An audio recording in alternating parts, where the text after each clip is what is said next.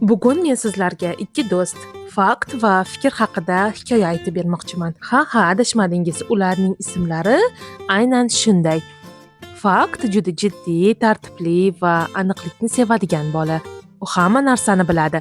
Maktab qachon qurilgan, unda nechta o'quvchi bor, hatto devorlarni bo'yash uchun qanday bo'yoq ishlatilganini ham aniq ayta oladi. Fakt hech qachon xato qilmaydi, chunki u faqat isbotlash mumkin bo'lgan narsalarni aytadi. Fikr esa butunlay boshqacha. U yorqin, jonli va dunyodagi hamma narsani muhokama qilishni yaxshi ko'radi. Bu maktab eng shinam maktab. Maktab oshxonasidagi taomlar dunyodagi eng mazalisi deb aytishi mumkin edi. Bu esa Dilshod. Dilshod o'ziga juda ishongan bola. U doim o'zining aytganini to'g'ri deb biladi va fikrini boshqalarga ham o'tkazishga harakat qiladi. Ba'zan esa shu sababli do'stlarini xafa qilib qo'yadi. Fikr ko'pincha uni ma'qullab turardi. Dilshod nima desa shuni qo'llab-quvvatlaydi. Bir kuni Dilshod rasm darsidan avval shunday dedi: "Futbol eng qiziqarli mashg'ulot. Rasm chizish esa juda ham zerikarli. Vaqtni bekor o'tkazish xolos." Ba'zi bolalar jim bo'lib qolishdi. Ularning orasida rasm chizishni yoqtiradiganlar ham bor edi-da.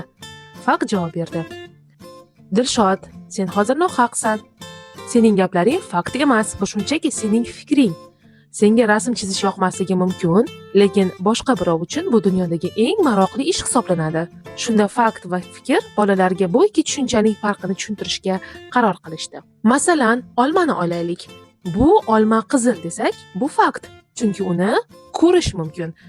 Olma banandan mazaliroq desakchi, bu fikr bo'ladi, chunki bu har kimning ta'biga bog'liq. Bolalar, o'ylab ko'ring, sizga qaysi meva ko'proq yoqadi? Javoblar turlicha bo'ladi, to'g'rimi? Demak, bu fikr. Shunda fikr ham gapga qo'shildi. Sinfimizda 25 ta o'quvchi bor. Bu fakt, chunki sanab chiqish mumkin. Bizning sinf eng zo'r desakchi, bu fikr, chunki boshqalar ham o'z sinfini yaxshi ko'radi. Mana bu kitob 100 betdan iborat ekanligi fakt. Bu kitob juda qiziq desak, bu fikrimiz bo'ladi. Siz ham ba'zan fikringizni fakt deb o'ylab qolasizmi? Oradan ko'p o'tmay bir bola sinfdosh qizga: "Ey, sening chizgan rasming xunuk" dedi. Qizcha xafa bo'ldi. Shunda Dilshod to'xtab o'ylanib qoldi. "Yo'q, bu fakt emas" dedi u. "Bu sening shaxsiy fikring. Boshqalarga uning chizgan rasmi yoqishi mumkin."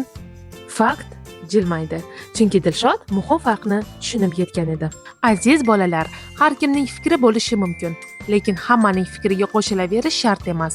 Shoshilmang, o'ylaning, solishtiring. Tanqidiy fikrlash bu aql bilan tahlil qilish, savol berish va haqiqatni izlashdir. Fikrlar turlicha bo'ladi, lekin fakt dalil bilan isbotlanadi.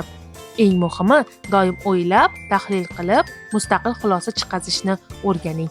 Mening fikrimcha, siz juda aqlli bo'lasiz va bu fikrim haqiqatga juda yaqin.